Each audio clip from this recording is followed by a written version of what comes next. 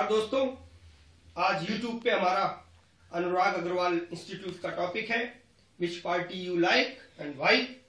दोस्तों, अपनी बात शुरू करता हूं एक छोटी सी लाइन से। तख्त बदल दो, ताज बदल दो, इन बेईमानों का राज बदल दो। दोस्तों, आज हमारे देश की क्या स्थिति है। आज हमारा देश, पूरा देश भ्रष्टाचार से लिप्त है। हमारा किसान खुदकुशी करता किसान खेतों में, हमारा नौजवान बेरोजगार, हमारे बच्चों को दूध ना मिलना। आज हमारी माताएं बहनें जो अपने को असुरक्षित महसूस करती हैं। क्यों? बंद पड़े कारखाने, उत्पादन जीरो, कुछ भी नहीं। इंपोर्ट, सारा इंपोर्ट करते हैं हम लोग। जहां चाइना हमसे छोटा हुआ करता था, हमारे बराबर हुआ फिर, और हमसे कहीं आगे निकल गया। ऐसा क्यों स्थिति हो गई? दोस्तों, महात्मा गांधी ने जब देश आजाद कराया था, ऐसी कल्पना तो नहीं की होगी। दोस्तों, ऐसी कल्पना नहीं की होगी कि हमारा देश ऐसा होगा। दोस्तों, आज आजादी को 64 वर्ष से ऊपर हो चुके, हमें आजाद हुए।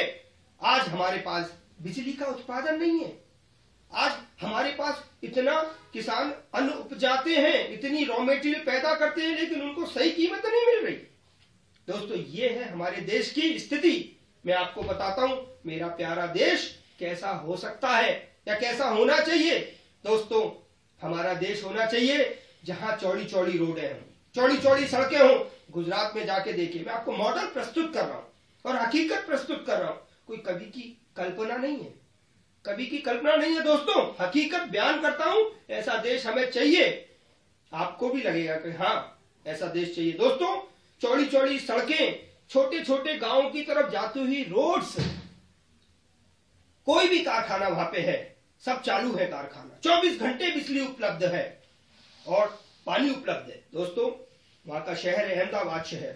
वहां पे एक नदी बहती है, साबरमती नदी। 15 साल पहले देखिए किसी नाले से कम नहीं थी, अब जाके देखिए लंदन की, पेरिस की जो सेन नदी है उनसे अच्छी है। दोनों तरफ उसकी लाइटिंग व्यवस्था, साफ सुथरी रोड, अच्छा लगता है। ऐसा लगता है हाँ, अहमदाबाद शहर है वो। दोस्तों, ये हमारे पूरे देश की कल्पना है। मेरे एक सच्चे हिंदुस्तानी के मन में, मैं चाहूंगा आपके मन में भी यही होगी। दोस्तों, हमारा देश बहुत अच्छा हो सकता है। एक बात बताता हूं आपको, आप कुछ भी मत करिए। देखिए, पानी के, अगर हमें प्यास लगी है तो क्या चाहिए? हमें पानी दे दीजिए, प्यास खत्म हो जाएगी। ऐसे मैं कहता हूं, हमारे उद्योग शुरू कर दीजिए। हमारे उद्योग शुरू हो गए, हमारे बेरोजगारी की समस्या खत्म हो जाएगी। सरकार को टैक्स मिलना शुरू हो जाएगा।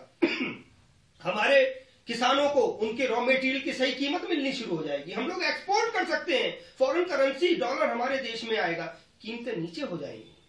दोस्तों, सब कुछ संभव है। कौन कहता है आसमान में छेद नहीं हो सकता? एक पत्थर तो उछाल के देखो मेरे दोस्तों। और अपनी बात को और आगे ले जाता हूं थोड़ी सी, कि देखिए, हम लोग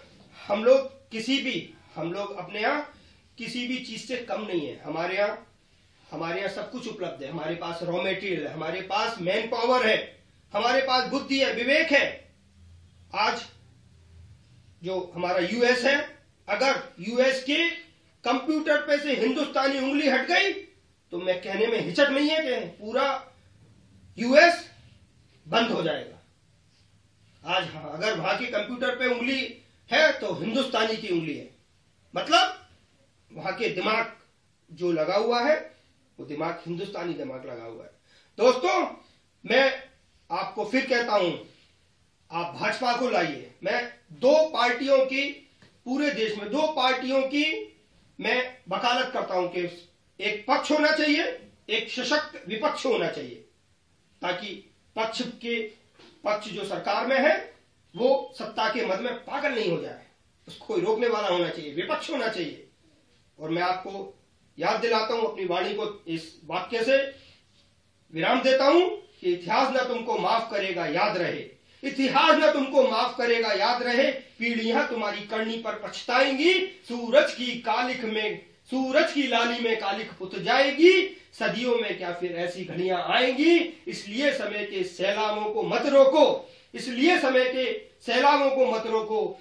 खुशनुमा हवाओं में न खिड़की बंद करो। इस बार मोदी की दिल्ली की सत्ता तक आने दो। नव निर्माणों की लपटों को मत बंद करो। नमस्कार, जय हिंद।